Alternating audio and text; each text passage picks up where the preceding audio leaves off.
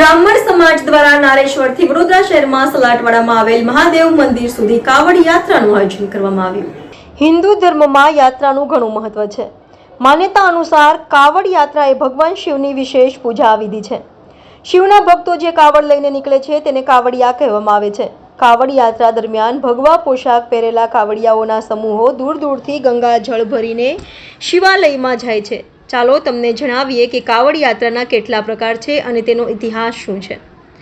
આ વર્ષની વાત કરીએ તો શિવ ભક્તોને કાવડ યાત્રા માટે વધુ સમય મળશે, ત્યારે બ્રાહ્મણ સમાજ દ્વારા નારેશ્વરથી કાવડ યાત્રાનું આયોજન કરવામાં આવ્યું હતું।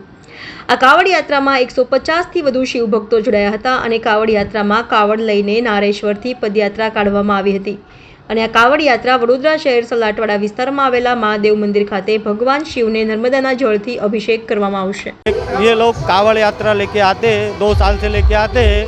अभी तक ये कम से कम 150 से 200 आदमी इधर से हो गए, उधर से 60 से 65 आदमी कावड़ यात्रा लेके आए। अभी सलाटवाड़ा महादेव मंदिर तक जाएगी। आपका परिचय?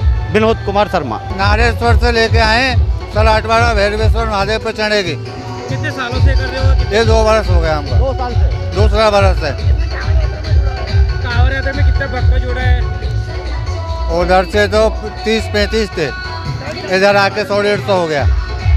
भाई कौन सी संस्था के द्वारा आयोजन करने आए हैं? ब्राह्मण समाज। ब्राह्मण समाज। कितने किलोमीटर से चलते आ रहे हैं? ये 65 किलोमीटर है। क्या महत्व होता है कांवड़ का?